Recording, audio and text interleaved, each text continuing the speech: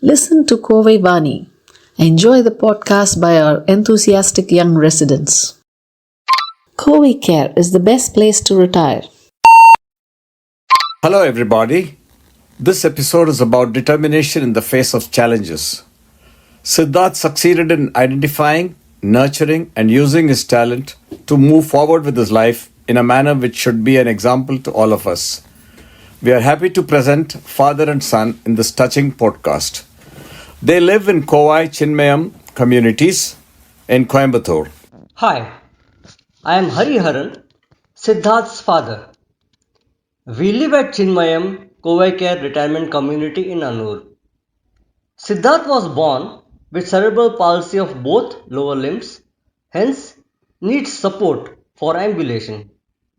His mental faculties are normal, however, he has problems of dyscalculia, which is a difficulty in learning arithmetic. Siddharth was placed in a regular mainstream at school.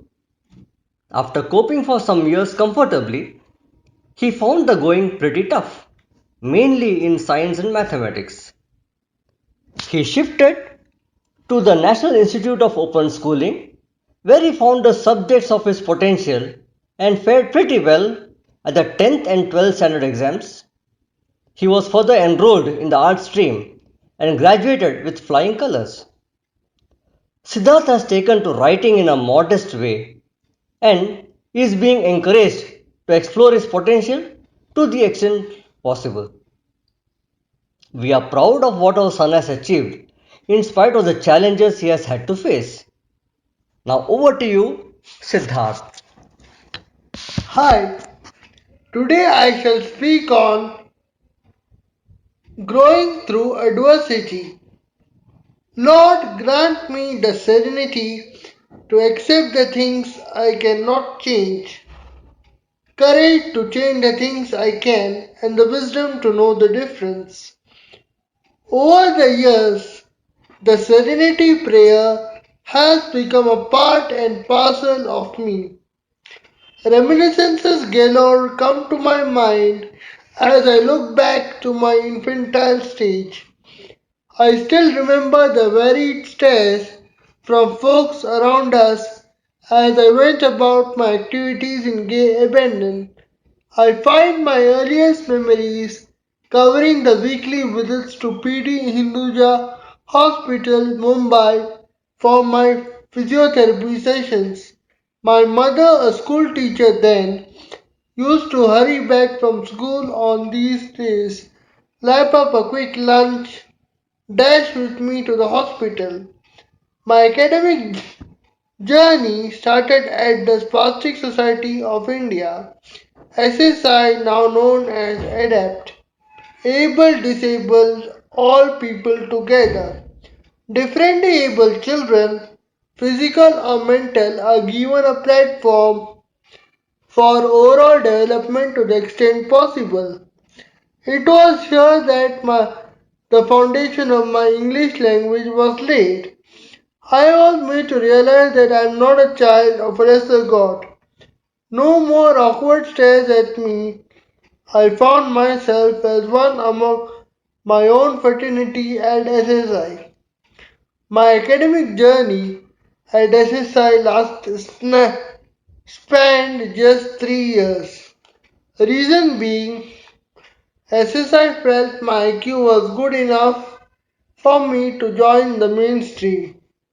I got admitted to a normal school where the going initially was good. I fared pretty well at academics, won the elocution competitions right from first standard to fourth standard, certificates of which I have kept with me to this day as fond memories. But alas, as the years progressed, mathematics and science got the better of me. I found the going tougher each day.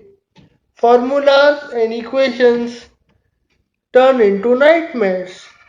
To add to it all, I underwent a major orthopedic surgery during my 7th standard. for bone corrections and tendon relaxations, resulting in my losing a year at school. Things got worse when I resumed school the following year. New faces, new stares, new battles to combat. I left distraught and lost.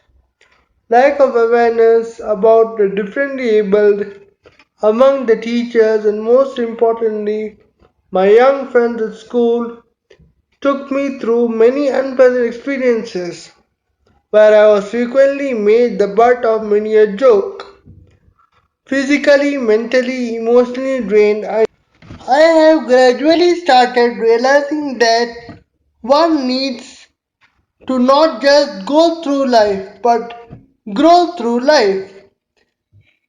That though problems in life won't disappear when we embark on the path of spirituality, faith on the supreme power helps us equip us with deeper level of perception, help us with deeper level of self-awareness. Earlier immersed in my narrow conditioning, I used to often think, here is my misfortune coming to make my life more miserable. Spiritual practice now gradually helping me to revise it as here's my hard luck again coming to help me cleanse my misconception and to help me grow. I plan to pen articles, albeit small. I plan to share my experience with my brethren to show that where there is a will, there is bound to be a way. All we need to is to give our best shot, not to worry about the results. Compete we must, but with our own self to emerge a bit better each day. As has been said, you can't all be captains. You have got to be the crew. Be a sun if you can't be a star, but be the best of whatever you are. We all have different abilities. No fingers are alike. We each have our strengths and weaknesses. But to become aware of our shortcomings, to learn to tide over them, move ahead. That to me is life. And I intend to live life to its fullest. I wish to conclude with a famous quote in Hindi that goes as follows. शाम सूरज को ढलना सिखाती है, क्षमा परवाने को जलना सिखाती है, गिरने वाले को तकलीफ तो होती है जरूर, मगर ठोकर ही इंसान को चलना सिखाती है. Here I pause to recount a story. Once two school-going friends decided to play a prank. They caught hold of three goals and painted the numbers 1, 2, and 4 on their sides. That night they let the goals loose inside their school building. The next morning, when the authorities entered the school, they saw the goat droppings on the stairs near the entrance, realized that some goats had entered the building. A search was immediately launched and soon the three goats were found. The authorities got worried. Since they could locate the goat number 3, they searched and searched for the goat number 3. There was panic in the entire school. The school declared a holiday for the students. The school staff spent the whole day looking for the goat number 3 which did not exist. Likewise, we all may have our own goals but are obsessively looking for the missing elusive goat number 3.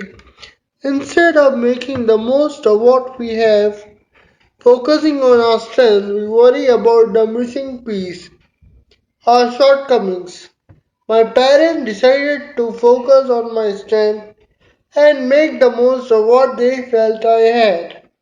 They enrolled me into the National Institute of Open Schooling (NIOS). The change from a normal curriculum of mathematics and science to NIOS, where my subjects were primarily sociology, political science, psychology, Business studies, English, and home science proved to be an apt move. I passed the 10th standard and I was in first class and was topper at the accredited institute in Akurdi, Pune. The 12th NIS was no different. After initially being declared as failed in one subject out of 5, after evaluation declared passed, ironically securing the highest marks among my fellow students at my accredited institute in the very subject I was earlier declared to have failed and was placed in the second position at AI at Kharki, Pune. It then dawned to me that success arrives when we learn to make the most of what we have and not to worry about what we don't. I never looked back ever since.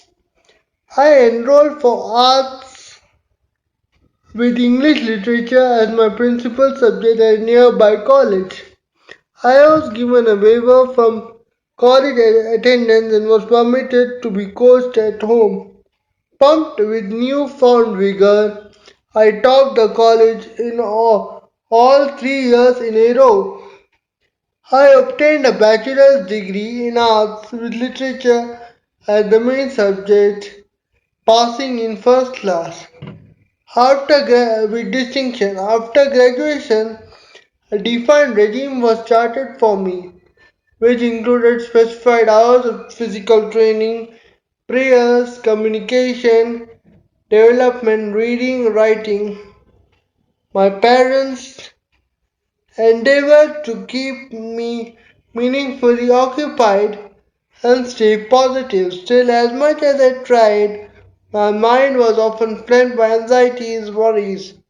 At times it seemed like achieving a state of being calm, peaceful, and untouched, untroubled was almost impossible to come by. How can I enter into a happy, stress-free life, pure bliss, when so many challenges conspired to bring me out of that blissful realm of consciousness into the painful realities of the world around me? How can I remain calm and unaffected when I know not what is in store for me ahead? How can I avoid becoming bitter and instead continue to grow even in the face of adversity? These and many more were the queries that kept and still do keep coming to my mind. I must mention that prayers keeping have had a very major role in helping me tide over the troubled mental state to an extent, thanks primarily to my mother and grandmother's constant training in spiritual. வணக்கம். துன்பத்தில் பூக்கும் மலர்கள்தான் எல்லாவற்றிலும் மிகவும் அழகானதாகவும் அரிதானதாகவும் இருக்கும். நமது கடினமான நேரங்கள் பெரும்பாலும் நம் வாழ்வின் மிகப்பெரிய தருணங்களுக்கு வழிவகுக்கின்றன. கடினமான சூழ்நிலைகள் இறுதியில் வலிமையான மக்களை உருவாக்குகின்றன. நம் வாழ்க்கை எவ்வாறு உருவாகிறது என்பதை தீர்மானிப்பது துன்பங்கள் அல்ல, துன்பங்களை எதிர்கொள்ளும் உத்திகள்தான். ஏனென்றால் ஒவ்வொரு சவாலும் ஒவ்வொரு துன்பமும் அதனுள் வாய்ப்பு மற்றும் வளர்ச்சிக்கான வித்துக்களை கொண்டுள்ளன. சற்று முன்னர் சித்தார்த் செரிப்ரல் பால்சி, அதாவது பெருமூளைவாதம் மற்றும் டிஸ்கால்குலியா என்ற கணித குறைபாடுடன் வளர்ந்திருந்தாலும், எப்படி அவர் பாதிக்கப்பட்டிருந்தாலும், அவருடைய பெற்றோர்களின் ஊக்கத்தாலும் தன்னுடைய கடின உழைப்பாலும் மன உறுதியாலும் வாழ்க்கையில் முன்னேற்றத்தை எப்படி உண்டாக்கினார் என்பதை மிக தெளிவாக கூறினார். அவரின் தன்னம்பிக்கையும் கடின உழைப்பும் மிகவும் பாராட்டத்துக்குரியதாகும். அவருடைய இந்த நித்திய பிரார்த்தனை நம் எல்லோரும் கூட கையாளலாம். இறைவா, என்னால் மாற்ற முடியாதவற்றை ஏற்றுக்கொள்ளும் பக்குவத்தையும், என்னால் முடிந்ததை மாற்ற தைரியமும் மற்றும் இதன் வித்தியாசத்தை அறிந்து கொள்ளும் ஞானமும் தருவாயாக.